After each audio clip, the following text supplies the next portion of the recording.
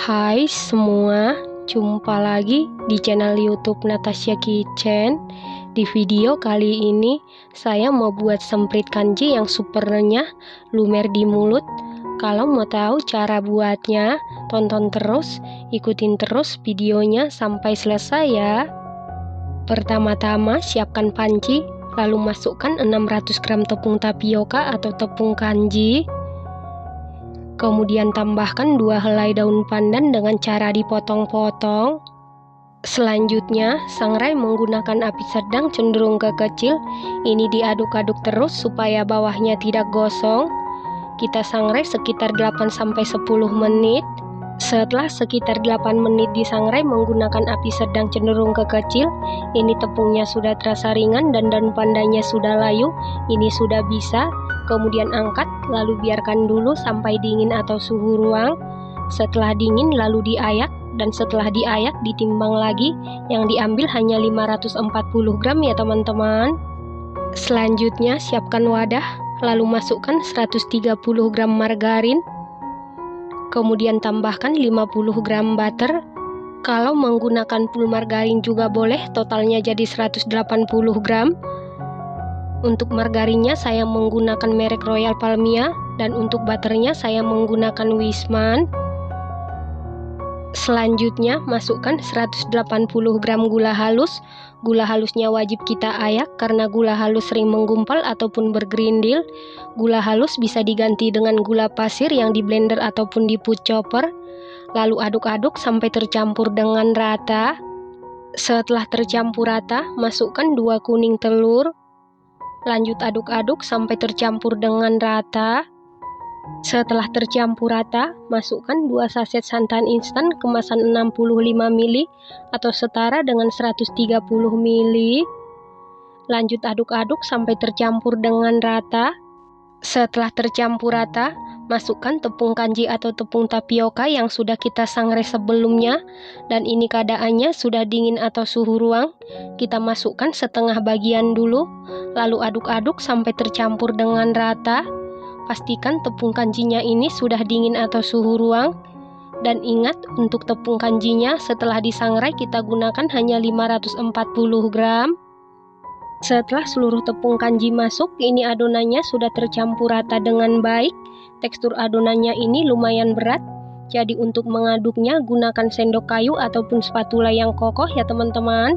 Selanjutnya tutup adonan menggunakan kain bersih ataupun plastik wrap karena adonannya ini rawan keras ataupun kering. Selanjutnya siapkan loyang, lalu olesi dengan margarin tipis-tipis.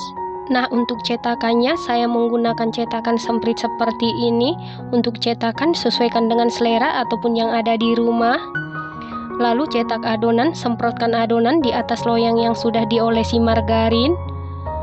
Kalau adonannya ini masih sangat susah dibentuk ataupun dicetak, bisa menambahkan santan sedikit demi sedikit sampai adonannya bisa dicetak ya teman-teman. Lakukan hal yang sama sampai seluruh adonan selesai dicetak. Setelah seluruh adonan selesai dicetak seperti ini, lalu ini siap kita panggang. Dan ini oven tangkringnya sebelumnya sudah dipanasi sekitar 10 menit menggunakan api sedang cenderung ke kecil. Dan ini oven tangkringnya sudah dalam keadaan panas. Lalu masukkan loyang yang berisi adonan ke dalam oven. Ini saya panggang sekaligus 2 loyang. Saya taruh di rak paling bawah dan di rak paling atas. Kemudian panggang menggunakan api sedang cenderung ke kecil sekitar 60 menit. Nanti di menit ke-30 tukar posisi loyang yang dari atas ke bawah, yang dari bawah ke atas supaya matangnya merata. Dan jangan lupa untuk lubang yang di atas dibuka. Nah, untuk oven listrik sebelumnya juga sudah dipanasi. Lalu masukkan loyang yang berisi adonan ke dalam oven. Panggang di suhu 140 derajat Celcius. Api atas bawah selama 50 menit sampai matang atau sesuaikan dengan oven masing-masing. Untuk oven tangkring sudah 30 menit. Tukar posisi loyang yang dari atas ke bawah, yang dari bawah ke atas supaya matangnya merata.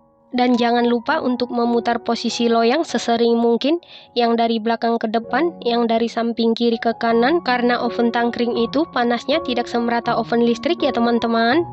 Setelah 60 menit pemanggangan oven tangkring ini sudah matang, kemudian angkat, lalu biarkan dulu sampai dingin atau suhu ruang.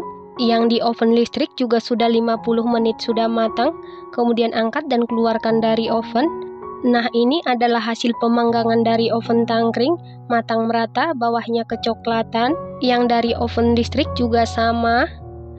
Nah, untuk waktu pemanggangannya, sesuaikan dengan tebal adonan yang kita cetak ya teman-teman. Supaya uap panasnya cepat hilang, pindahkan ke atas cooling rack.